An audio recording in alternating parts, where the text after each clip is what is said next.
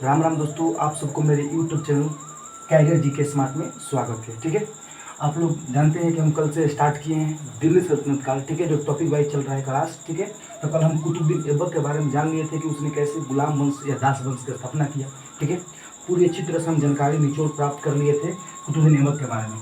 आज जानेंगे जो उसका दूसरा शासक था इल्तुतमिश, उसके बारे में जानेंगे कि इल्तुतमिश ने किस प्रकार इसमें शासन किया, दिल्ली सल्तनत काल में किस पर शासन किया और कैसे मतलब इसकी मतलब अपने आप को महान बनाया। ठीक है, तो आज जानते हैं इल्तुतमिश के बारे में। ठीक है, तो सबसे पहले जानेंगे इल्तुतमिश कब से कब तक शासन किया। ठीक है ना, इल्तुतमिश कब से कब तक शासन किया। तो इल्तुतमिश 1211 से लेकर 1236 तक शासन किया। ठीक है ना, 1211 से लेकर 1236 तक शासन किया। ठीक है, जो इल्तुतमिश शासक बनता है कब बनता है, 1211 में। तो ऐसे क्वेश्चन आता है कि इल्तुतमिश शासक कब बनता है, तो कब बनता है, 1211 में बनता है। कब बनता है, 1211 में। अच्छा, 1211 बनता है तो किसकी हत्या करता है, जो आराम शाह था, कुतुबुद्दीन ऐबक का उत्तराधिकारी था, उसकी हत्या करता है 1211 में। और फिर 1211 में क्या बनता है, राजा बन जाता है। ठीक है ना, मतलब जो आराम शाह था, ज़्यादा दिन शासन नहीं किया था दिल्ली सल्तनत काल में, मात्र 8 मंथ शासन किया था, जो एक अयोग्य शासक था। ठीक है ना, और उसकी हत्या करके जो इल्तुतमिश है दिल्ली का क्या बनता है, राजा बनता है। ठीक है ना, देखिए इसे गुलामों का गुलाम कहा जाता है, इसे गुलामों का गुलाम कहा जाता है। ठीक है ना,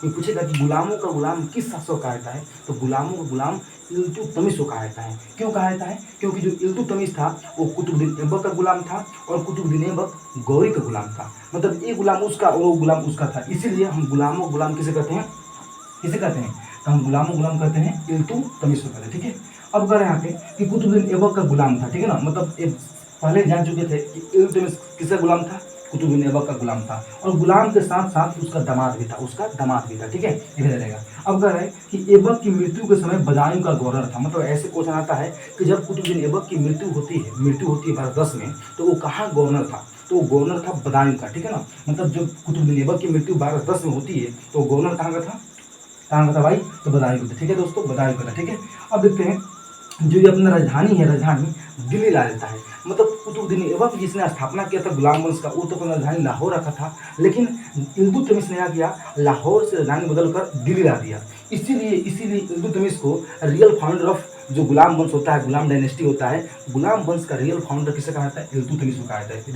रीजन ये भाई कि इसने लाहौर से राजधानी कहाँ दिया था, दिल्ली। मतलब अब दिल्ली से कहा जाना मतलब अच्छा था, है कि नहीं, मतलब दिल्ली राजधानी किसने लाया, किसने लाया, तो इल्तुतमिश ने लाया। अब कह रहा है कि भारत में मकबराओं का जनक किसे कहता है। देखिए, जो भारत में जो मुसलमान लोग मकबरा बनाते हैं, मकबरा मस्जिद जो बनाते हैं, उस मकबराओं का जनक कौन कौन है भाई, तो उस मकबराओं का जनक कौन है, इल्तुतमिश है। मतलब सबसे पहली बार इल्तुतमिश ने भारत में मकबरा बनाया था, और तब से मकबरा बनाने के स्टार्ट होता है। ठीक है, अब कहते हैं यहाँ पे कि चालीसा दल या तुर्क चंद्रानी की स्थापना करता है। ठीक है ना, इल्तुतमिश जो सरदार बनता है, राजा बनता है, शासक बनता है, इसी दल के बदौलत बनता है। इसमें 40 सरदार होते हैं, जो तुर्की के 40 अमीर अमीर सरदार होते हैं, और उन्हीं की सहायता से क्या करता है, किसकी हत्या करता है, आराम शाह की हत्या करता है, और आराम शाह की हत्या करने के बाद वो दिल्ली का शासक बनता है, दिल्ली का शासक। तो ये आपको पता हो गया कि जो चालीसा दल में कितने लोग थे, 40 लोग थे। वो 40 के 40 अमीर लोग थे और सरदार थे। ठीक है ना, और वही सभी इसको हेल्प किए थे, तो तब जाकर ये दिल्ली का शासक बनता है। ठीक है ना, अब कह रहे हैं यहाँ पे कि 1229 में, ठीक है ना, अच्छा से डेट याद कीजिएगा, 1229 में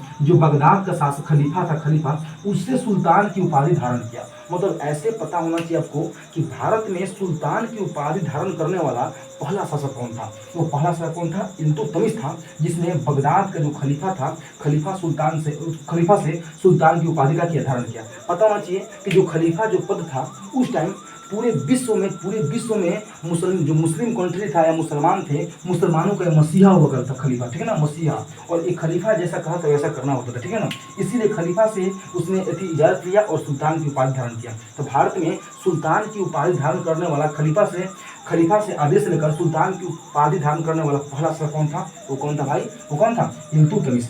आगे करें यहाँ पे चंगेज खान 1221 में जलालुद्दीन का, जो कि जलालुद्दीन कौन था, ख्वारिज्म का शासक था, का पीछा करते हुए भारत पर आक्रमण किया था। देखिए एक बताता हूँ बात, रियल में जो चंगेज खान था वो भारत पर आक्रमण किया ही नहीं था। ठीक है ना, वो पीछा करते हुए जो एक था शासक जिसका नाम है जलालुद्दीन, वो खालिद का शासक था, उसका पीछा करते हुए चंगेज खान वाकई में मतलब इंडिया पर आक्रमण किया नहीं था। ठीक है ना, वो जो जलालुद्दीन खालिद शासक था उसका पीछा करते हुए भारत पर आया था। और पता है जो जलालुद्दीन इंडिया में जैसे आता है, इंडिया में आता है शरण लेने के लिए इल्तुतमिश के पास, इल्तुतमिश भाई मेरे को बचा लो, किससे, चंगेज खान से। लेकिन चंगेज खान उसको मतलब शरण नहीं देता है, अपने शरण में रखता नहीं है चंगेज खान उसको। इसलिए इसलिए होता क्या है भाई, इसलिए चंगेज खान इंडिया पे आक्रमण नहीं करता है, इंडिया से वहीं से चला जाता है, ठीक है ना, चला जाता है वापस 1221 में चला जाता है। वाकई में चंगेज खान इंडिया में आया नहीं, तो उसकी सेना आई थी इंडिया में। रीजन था कि जो जलालुद्दीन था वो इंडिया की तरफ भाग कर आया था, और फिर किधर शरण में आया था, किस शरण में, तो वो आया था इल्तुतमिश शरण में, और इल्तुतमिश ने उसकी मतलब क्या किया, मदद नहीं किया। इसीलिए मदद नहीं किया तो बेचारा खुश हो गया चंगेज खान, चल भाई वो खुद मदद नहीं किया तो हम इस पर क्यों अटैक करें, और अटैक नहीं किया, ठीक है ना। आगे कहें यहाँ पे कि दिल्ली सल्तनत का वास्तविक फाउंडर संस्थापक कौन था, तो मैंने शुरू में बताया था कि दिल्ली सल्तनत था, दिल्ली सल्तनत इसका वास्तविक फाउंडर था वो कौन था, इल्तुतमिश था। और रीजन क्या था पता ही है, क्योंकि इसी ने अपना राजधानी कहाँ लाया था, इसी ने राजधानी बदल कर लाहौर से दिल्ली लाया था। इसलिए रियल फाउंडर ऑफ जो दिल्ली डायनेस्टी होता है, दिल्ली सल्तनत होता है, उसको हम क्या किसको बोलते हैं, इल्तुतमिश को बोलते हैं। किसे बोलते हैं भाई मेरे, इल्तुतमिश को बोलते हैं, ठीक है। अब देखते हैं आगे, इल्तुतमिश ने हौज ए सुल्तानी का निर्माण कराया जो मेहरौली के पास है ना, मेहरौली के पास है। तो आपको पता होना चाहिए कि हौज ए सुल्तानी का निर्माण किसने कराया, तो हौज ए सुल्तानी का निर्माण इल्तुतमिश ने कराया। किसने कराया, इल्तुतमिश ने कराया। जो हौज ए सुल्तानी है, हौज ए सुल्तानी, इसका निर्माण इल्तुतमिश ने कराया। देखिए भाई, अब पूछेंगे मन में आएगा सवाल कि हौज ए सुल्तानी था क्या, तो हौज ए सुल्तानी एक जलाशय था, जलाशय जिसमें पानी इकट्ठा होता था, ठीक है ना। और इस जलाशय का उपयोग हौज सुल्तानी का उपयोग पानी पीने के लिए किया था, और फिर सिंचाई के लिए, किसके लिए, सिंचाई के लिए, ठीक है ना। मतलब जो जलाशय बनवाया था उसका उपयोग सिंचाई के लिए और फिर पीने के लिए भी किया था, ठीक है ना। और ये कहाँ पड़ता है, मेहरौली का जो किला है दिल्ली में, मेहरौली का किला है, मेहरौली किला, ठीक है ना, उसी के पास पड़ता है, उसी के पास, ठीक है दोस्तों।